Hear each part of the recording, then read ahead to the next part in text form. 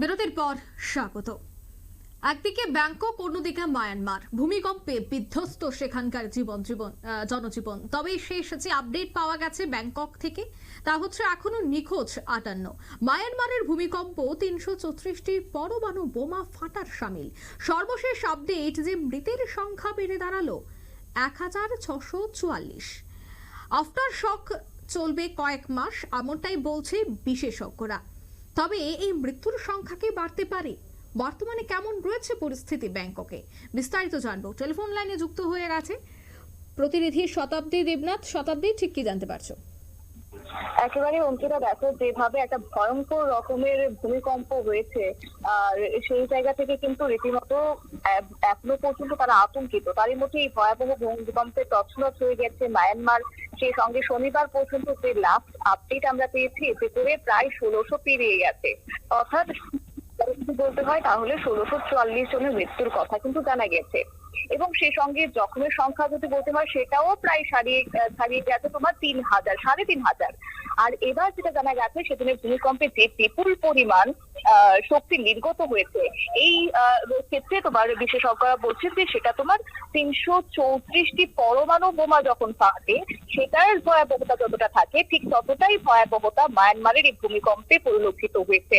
অর্থাৎ 334টি পরমাণু বোমার একটা শক্তির সমান। এবং সে সঙ্গে মার্কিন ভূবিজ্ঞানীরা এমনটাই কিন্তু দাবি করছেন। সঙ্গে তোমার আরো একটি বিষয় হচ্ছে যে শুক্রবার সকালবেলাতে এটা কেঁপে উঠেছে মায়ানমার। রিক্টার স্কেলের কম্পন মাত্রা ছিল তোমার 7.7। সেখানে উৎপত্তি স্থল সে দেশের সাগাইং শহর থেকে 16 কিলোমিটার উত্তর পশ্চিমে। সে সময় কম্পনও একটা অনুভূত হয়েছে বাংলাদেশের ঢাকা সহ একাধিক জায়গায় এর প্রভাব পড়েছে, সেক্ষেত্রে ভারতেও। বিশেষ করে কেঁপে উঠেছে পশ্চিমবঙ্গের কলকাতা, হাওড়া, হুগলি সহ একাধিক জেলার সঙ্গে রয়েছে তোমার সিকিম। আর এছাড়া এই যে ভূমিকম্পের ব্যাপক প্রভাব, সেই প্রভাব পড়েছে মায়ানমারের প্রতিবেশী থাইল্যান্ডেও। আর সেখানে তোমার বিশেষ করে ভেঙে পড়েছে একের পর এক বহুতল, সঙ্গে তোমার ব্রিজ। কয়েক মিনিটের মধ্যে সেখানে ফের ভূমিকম্প অনুভূত হয়েছে। লাগাতার 15 বার আফটার শক হয়েছে। আর সেই শকের মাত্রাও ছিল তোমার 6.7। এরপরও চলতে থাকে লাগাতার আফটার শক। ভূবিজ্ঞানী দেশ তিনি জানিয়েছেন মায়ানমারকে যে সতর্কতা ইতিমধ্যে তিনি দিয়ে দিয়েছেন, যে বিশেষ করে ভূপৃষ্ঠের নিচে ইউরেশীয় প্লেটের সঙ্গে ভারতীয় প্লেটের যে সংঘর্ষ হয়েছে, যে সংঘর্ষে যেহেতু অব্যাহত রয়েছে, তাই আগামী কয়েক মাস ধরে এই আফটার শক চলতেই থাকবে। এবং সঙ্গে তোমার ভূমিকম্পে বিপর্যস্ত এই মায়ানমারের পাশে এবার সাহায্যের হাত বাড়িয়ে দিয়েছে তোমার বিভিন্ন দেশ। তারই মধ্যে পাশে দাঁড়াতে অপারেশন ব্রহ্ম ঘোষণা করেছে ভারত। ইতিমধ্যে বায়ুসেনার বিমানে আমরা গতকালকে তুলে ধরেছিলাম যে 15 টন ত্রাণ সামগ্রী সে দেশে পাঠানো হয়েছে। যেখানে বিভিন্ন সামগ্রী ছিল, খাবার সামগ্রী থেকে শুরু করে যা যা প্রয়োজনীয় ব্যবস্থা নেওয়া দরকার, সমস্ত কিছু কিন্তু সেই ত্রাণ সামগ্রীর মধ্যে ছিল। ইতিমধ্যে মায়ানমারের সেখানে তা পৌঁছে দেওয়া হয়েছে। মায়ানমারের প্রতি ভারতের একটা বন্ধুত্বের যে হাত বাড়ানো, সেই হাত বাড়ানোর কথাই জানিয়েছেন বিদেশমন্ত্রী এস জয়শঙ্কর। তিনি এও বলেছেন যে ভারতের প্রথম ধাপের মানবিক সাহায্য পাঠিয়েছে মায়ানমারে। আর সেই জায়গা থেকে আগামী দিনে যা যা ব্যবস্থা গ্রহণ করা দরকার, সমস্ত ক্ষেত্রে কিন্তু ভারত সাহায্য করবে বলে জানিয়ে দিয়েছে। তবে যাই হোক, এই যে ভূমিকম্পের একটা তীব্রতা, তাতে করে বিশেষ ভয়ঙ্কর একটা ছবি তো লক্ষ্য করা গেছে। সে সঙ্গে আমি যদি ব্যাংককের কথা বলি, সেখানেও কিন্তু এখনো পর্যন্ত নিখোঁজ রয়েছে 78 জন। এবং এর সঙ্গে সেই পরিসংখ্যানটাই তুলে দেওয়া হচ্ছে 1600 পেরিয়ে গেছে। সর্বশেষ তথ্য অনুযায়ী 1644 জনের মৃত্যু হয়েছে। সেখানে মায়ানমারের যে সরকারের পক্ষ থেকে সেটা জানিয়ে দেওয়া হয়েছে। এবং তাতে করে দেখো, এই ধ্বংসস্তূপের মধ্যে প্রাণের খোঁজ চালাচ্ছে উদ্ধারকারী দল। মায়ানমারের দ্বিতীয় বৃহত্তম শহর মান্দালয়ে শনিবার বিকেল থেকে কিন্তু একটি ভেঙে পড়া আবাসনের ভেতর থেকে 30 বছর বয়সী একটি মহিলাকে উদ্ধার করা হয়েছে। এর আগে যদিও স্বেচ্ছাসেবী সংগঠন রেড ক্রস তারা আশঙ্কা করেছিল যে এই আবাসনের মধ্যে অন্তত 90 জন আটকে থাকতে পারেন।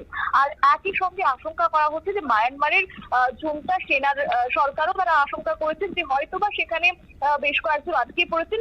তাদের খোঁজে কিন্তু তল্লাশি শুরু করে দিয়েছে। ব্যাংককের একটি নির্মীয়মান 30 তলা ভবন কিন্তু যে ভূমিকম্প হয়েছে তাতে করে সেটা পর্যন্ত ভেঙে পড়ে গেছে। এখনো পর্যন্ত সেখানে 10 জনের মৃত্যুর কথা তা সেখানে জানা গেছে আহত অবস্থার কথা যদি বলতে হয় তাহলে সেখানে উদ্ধার করা হয়েছে 42 জনকে, সঙ্গে তোমার 78 জনের খোঁজ এখনো মানে পাওয়া যাচ্ছে না।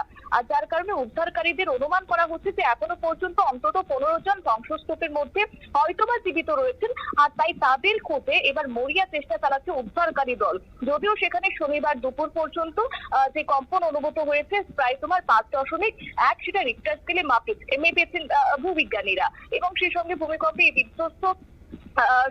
বিধ্বস্ত মায়ানমারের সাহায্যের হাতের কথা তো আমি বললামই। তবে যাই হোক, আপাতত এই ভূমিকম্পের তীব্রতা খুব ভয়ঙ্কর বলেই কিন্তু অনুমান করছেন ভূবিজ্ঞানীরা। সঙ্গে তোমার বলছেন যে আফটার শক আপাতত কয়েকদিন থাকতে পারে, কয়েকদিন নয় কয়েক মাস থাকতে পারে। আর সঙ্গে যারা যারা আটকে রয়েছেন কিংবা এখনো পর্যন্ত যাদের খোঁজে পাওয়া যাচ্ছে না তাদের খোঁজে কিন্তু ইতিমধ্যেই তল্লাশি চালাচ্ছে, এবং সেই সঙ্গে উদ্ধারকারী দল সেখানে মোতায়েন রয়েছে। প্রত্যেকটা সময় প্রত্যেকটা সেকেন্ডে হয়তোবা আপডেট উঠে আসতে পারে, সেদিকে তো অবশ্য নজর থাকবো, আমাদের রাখবো। কিন্তু সেক্ষেত্রে আপাতত বলতে পারছি যে উদ্ধারকারী দল সেখানে এই যে 78 জনের মানে নিখোঁজের খবর পাওয়া গেছে তাদেরকে উদ্ধার করার জন্য তৎপর রয়েছে। ধন্যবাদ। অর্থাৎ উদ্ধার কাজ কিন্তু এখনো চলছে, তবে আফটার শক তা কিন্তু আরো 1 মাস হবে ব্যাংককে, এমনটাই কিন্তু এখনো পর্যন্ত বিজ্ঞানীদের ধারণা। আর তাতে আরো বহুতল ভেঙে পড়ার একটা আশঙ্কা থাকছে, কারণ যে ভূমিকম্প হয়েছে যাতে প্রায় নড়বড়ে বহুতল রয়েছে তা কিন্তু এই আফটার শকে পুরোপুরিভাবে ভেঙে যাওয়ার সম্ভাবনা থাকে। তাই সেক্ষেত্রে এখনই যে অশনির সংকেত ব্যাংকক থেকে কাটছে না তা কিন্তু আর বলার অপেক্ষা রাখছে না। তবে একটি মাস সাবধানে থাকা প্রয়োজন, এমনটাই বলছেন বিজ্ঞানীরা। নিয়ে নিচ্ছে ছোট্ট একটি বিজ্ঞাপন বিরতি, সঙ্গে থাকুন।